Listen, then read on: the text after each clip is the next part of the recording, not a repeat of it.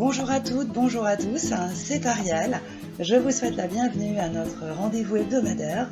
C'est l'Astro-Tendance du 6 au 12 septembre 2021. Alors cette semaine, elle est marquée par la nouvelle lune qui se forme en Vierge, donc ce mardi à 2h52. Alors, par définition, vous commencez déjà à le savoir, la nouvelle lune, c'est la conjonction du Soleil avec la Lune. Par nature, une conjonction annonce toujours un nouveau départ et un recommencement. Cependant, cette nouvelle lune est renforcée par Mars, qui est également en Vierge, et aussi par Pluton, qui est en Capricorne, d'un côté, et par Uranus en Taureau, qui rétrograde. En ces circonstances donc planétaires, je dirais que tout le monde est concerné par cette nouvelle lune et ses effets vont donc animer quasiment toute la semaine. Alors par nature, la Vierge, signe dans lequel se forme cette nouvelle lune, représente le travail. Mais elle représente ce travail qui fait gagner de l'argent pour vivre, pour payer les factures et boucler la fin du mois. Bah oui. Alors je sais, ce n'est pas très glamour, mais c'est ainsi.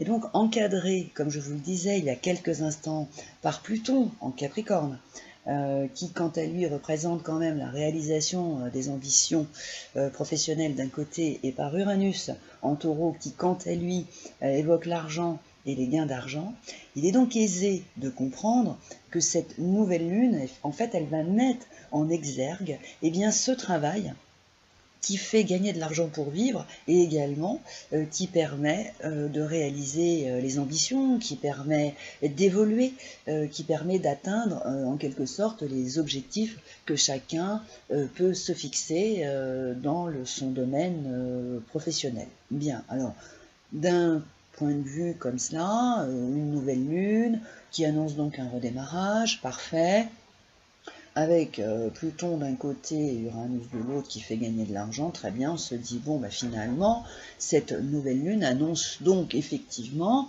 un redémarrage sur le plan professionnel, et donc ça peut donner un peu un coup de boost comme ça sur le plan financier, et notamment cette nouvelle lune, on pourrait donc présager qu'elle pourrait apporter effectivement des possibilités de réaliser donc les ambitions. Oui, mais, nous avons un oui mais, et pas n'importe lequel, puisque ce oui mais, il provient de Neptune.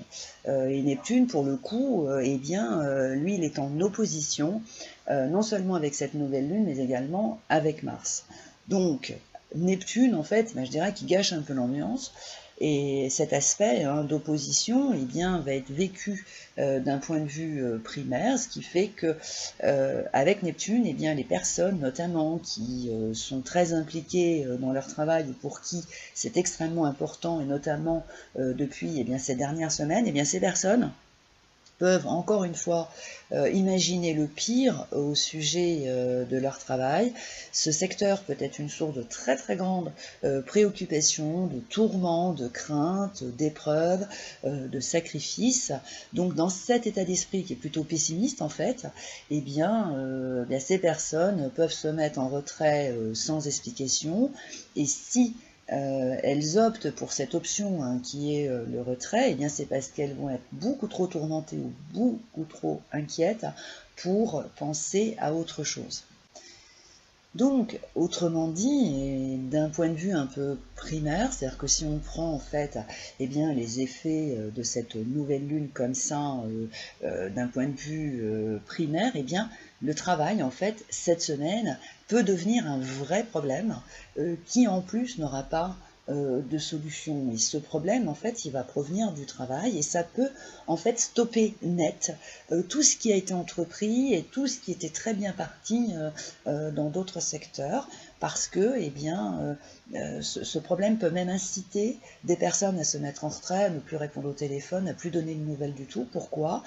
Parce qu'elles vont être vraiment très, très préoccupées par leur travail. Leur travail va leur poser un véritable problème, et si effectivement ce travail leur pose véritablement un problème, encore une fois, c'est parce qu'en fait, ce travail qu'elles ont, eh bien, il leur permet de gagner de l'argent, oui aussi bien évidemment de réaliser leurs ambitions, mais en fait ça touche la réalisation de leurs ambitions et effectivement les gains d'argent qui proviennent de leur travail, et du coup, eh bien, Neptune, qui va être dans le circuit, en fait, eh bien, va leur faire imaginer des trucs pas possibles, que ça va être vraiment terrible, que c'est une épreuve, il va y avoir vraiment des grandes difficultés, et en fait, elles vont avoir beaucoup de mal à trouver la solution la plus juste, et du coup, comme ça, d'un prime abord, eh bien, pour elles, la solution qui sera effectivement la seule qu'elles auront à leur disposition, eh bien, ça sera de se mettre en retrait, de plus nous donner de nouvelles,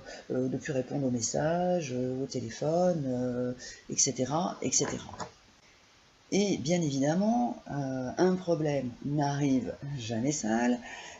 Et dans un tout autre registre, nous avons Mercure, qui est en balance et qui est opposé à Chiron en bélier. Alors du coup, eh bien, cette absence, ce manque de nouvelles, ce silence, eh bien, peut inciter dans un premier temps les personnes qui ne vont pas comprendre pourquoi il n'y a plus de nouvelles, les messages restent sans réponse, et bien il peut les inciter en fait à bombarder de messages qui eux aussi vont rester sans réponse, et du coup de guerre lasse, et bien ce silence va être interprété comme un manque d'engagement significatif, hein, qui du coup eh bien va penser que la seule solution, c'est tout envoyer promener d'une façon plutôt sèche et plutôt radicale.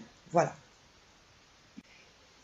Du coup, on se retrouve quand même dans une situation cette semaine qui est assez complexe d'un prime abord, puisque d'un côté, eh bien, le travail est un problème particulièrement épineux et qui semble n'avoir aucune solution pour les personnes qui s'impliquent principalement sur ce secteur. Et du coup, ça fait un effet domino, puisque ça peut engendrer des ruptures sentimentales, ça peut inciter à tout envoyer promener parce que ça sera la meilleure solution. Alors, ces aléas ne sont absolument pas une fatalité, ils peuvent être bien évidemment évités. Alors, on va déjà commencer par les personnes pour qui, eh bien, effectivement, le travail est primordial et qui, du coup, va leur poser un sérieux problème à partir de cette semaine. Alors, si vous êtes concerné, c'est-à-dire que si effectivement cette semaine, eh bien, votre travail, là pour le coup, est un véritable problème pour vous et que vous pensez qu'il n'y a absolument aucune solution. Déjà, ne vous enfermez surtout pas dans une inquiétude sourde et surtout angoissante, parce qu'on est quand même un peu dans ce registre. Alors, au lieu de ça, il faut absolument prendre du recul et réfléchir. Car, au-delà du fait que les énergies de la Vierge, qui déclenchent toutes ces inquiétudes concernant le travail et l'argent, qui font en fait émerger la peur de manquer d'argent ou de ne plus en avoir du tout, parce qu'on est là-dedans quand même un peu, eh bien, ces énergies de la Vierge, elles encouragent à réfléchir et à analyser la situation avec une grande intelligence. Elles poussent à creuser la question, à faire le tour du dossier en profondeur, à se renseigner, à décortiquer le truc. Et ça va être beaucoup plus constructif, beaucoup plus enrichissant que de s'enfermer dans une inquiétude de dingue et d'imaginer le pire et de s'enfermer sur soi-même, plus répondre au téléphone, plus répondre aux messages et plus rien faire du tout. Et à imaginer des trucs de dingue. Non, ça va servir à rien. Au contraire, ça va pas résoudre le problème, ça va l'amplifier et ça peut même pousser d'ailleurs à faire une erreur. Là, il vaut mieux miser sur les énergies de la Vierge, mais pour le coup, qui sont dans la réflexion, le sens de l'analyse, et bien évidemment, il faut prendre du recul. Et c'est comme cela que finalement, vous allez arriver à comprendre les choses et que vous allez pouvoir aborder le problème beaucoup plus sereinement, parce que c'est un peu quand même l'idée. Et également, au lieu de vous tourmenter et de vous mettre aux abonnés absents, comme je vous le disais il y a quelques instants, vraiment prenez le temps de réfléchir jusqu'à vendredi. Ouais, prenez le temps de réfléchir jusqu'à vendredi Ne vous lancez pas dans des trucs que vous allez regretter après. Pourquoi je vous dis de réfléchir, de décortiquer le truc dans tous les sens jusqu'à vendredi? Eh bien parce que le 10 septembre, Vénus passe dans le signe du Scorpion. Et oui. Et par nature, la Vénus, c'est quand même un sous-produit de Jupiter. Vénus a également le potentiel pour dispenser de la chance, des opportunités qui ont vocation à améliorer le quotidien. Et de plus, et c'est loin d'être négligeable, Vénus en Scorpion va diriger vers la vérité, vers ce qui est juste, et elle va commencer à rectifier le tir, et elle va apporter une ouverture, des solutions qui vont être efficaces et justes. Donc, cette semaine, bien que le travail est effectivement peut être une source de vraiment de difficultés et de problèmes qui semblera ne pas avoir de solution, eh bien il vaut mieux s'inspirer des énergies de la Vierge, réfléchir, prendre du recul, analyser, se renseigner, vraiment creuser le truc et faire vraiment le tour du dossier. Et ce faisant, vous allez aller tranquillement jusqu'à vendredi. Et vendredi soir, eh bien, Vénus débarque dans le signe du Scorpion et donc elle va commencer à apporter effectivement une ouverture, une lumière en fait, parce que le Scorpion effectivement, bien qu'il soit accablé d'une légende qui n'est pas très positive, moi j'ai aucun problème avec le signe du Scorpion parce que les énergies du Scorpion sont d'une logique de vérité. Alors effectivement c'est une vérité qui fait un peu mal sur le coup. Il faut bien garder à l'esprit que toutes les vérités qui émanent du Scorpion, elles font mal, c'est vrai, elles choquent, c'est vrai, mais elles ont toujours du bien. C'est-à-dire que le mal se transforme toujours en bien dès lors que la vérité émane du Scorpion. Donc c'est la raison pour laquelle il ne faut vraiment pas s'affoler cette semaine, surtout si c'est le travail qui est une source de grande préoccupation. Si, en revanche, eh bien, vous êtes désorienté par l'absence totale de nouvelles d'une personne, alors que ce soit sur le plan sentimental, effectivement, mais ça peut être aussi sur un autre secteur, sur le secteur relationnel, aussi sur le secteur, bien sûr, professionnel ou financier. Donc là, si vous ne comprenez pas pourquoi vous n'avez plus de nouvelles et que la personne ne répond absolument pas à vos mails, à vos appels ou à vos messages, bon, là, c'est pareil, il faut prendre du recul. Alors effectivement, vous pouvez envoyer 50 messages si vous le voulez, 40 mails, mais à mon avis, ça ne va pas du tout arranger les choses. Vous pouvez aussi tout envoyer promener, mais ça ne va pas non plus produire les effets escomptés. Ça va servir à rien. Donc au lieu de ça, je dirais que c'est un peu le même combat. Prenez vous aussi un peu de recul, réfléchissez et patientez. Alors je sais que patienter, ça ne plaît pas toujours, mais là pour le coup, là il faut patienter parce que ça sera beaucoup plus judicieux et beaucoup plus productif. Et je dirais que si effectivement cette semaine, vous ne comprenez pas pourquoi, voilà, il n'y a plus de nouvelles, il n'y a plus de messages, il n'y a plus rien, il y a un silence, une absence qui vous désoriente et vous décontenance, non, n'envoyez pas tout promener, ça ne servira à rien parce qu'en plus vous allez le regretter. Eh bien, laissez passer cette semaine. Voilà. Vous la laissez passer, vous ne faites pas de suppositions et vous mettez le cap sur la semaine prochaine. À mon sens, c'est le mieux. Les choses seront beaucoup plus claires et beaucoup plus faciles. Et à partir de la semaine prochaine, effectivement, le travail sera moins une source de problèmes et les solutions vont commencer donc à apparaître. Donc en fait, effectivement, cette semaine-là est un peu tendue, elle est un peu compliquée à gérer et un peu pour tout le monde, puisqu'encore une fois, on a effectivement une nouvelle lune qui est avec Pluton et Uranus, et Pluton et Uranus sont quand même des énergies planétaires collectives. Donc quand on dit collectif, ça veut dire que quasiment tout le monde peut être concerné, chacun à sa façon, bien sûr.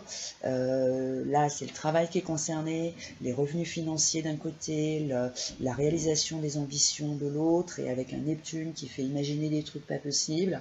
Donc ce qu'il faut, c'est vraiment souffler un grand coup, il faut respirer, il faut se poser, il faut vraiment prendre du recul, réfléchir et bien analyser la situation et surtout servez-vous de votre intelligence et vous allez voir ça va extrêmement bien se passer. Et il arrive parfois qu'effectivement, d'un point de vue planétaire, on ait des semaines qui sont parfois oui, compliquées, ça arrive, et il faut se dire qu'il faut qu'on les passe. Moi, je les définis un peu comme des obstacles. Voilà, il y a des semaines qui sont des obstacles, il faut les passer. Parfois, ils sont un peu larges, ils sont un peu hauts, mais si on y met un peu de cœur, et qu'on réfléchit, qu'on met un peu de stratégie, un peu de tactique, en fait, l'obstacle, on peut le passer. Donc, en fait, mettez le cap sur la semaine prochaine, visez la semaine prochaine, dites-vous que ça va se passer, que ça va bien aller et que tout va très bien se passer. Voilà, les amis, c'était l'astro-tendance de la semaine. Si vous le souhaitez, vous pouvez me retrouver ainsi que Bérénice, Paris, Rosie Fleury, Zélie et tous les autres membres de l'équipe de Dial Voyance qui se feront une joie de répondre à toutes vos questions au 08 90 37 04 70 pour l'Audiotel et au 01 84 07 04 48 pour la CB. Si vous le souhaitez, vous pouvez retrouver cette astro-tendance et d'autres articles sur mon blog www.lafiancéedesétoiles.com. Si ce n'est pas déjà fait, abonnez-vous à la chaîne, likez et partagez nos vidéos car cela nous apporte un grand soutien. Je vous souhaite une très agréable semaine et c'est avec joie que je vous retrouve la semaine prochaine.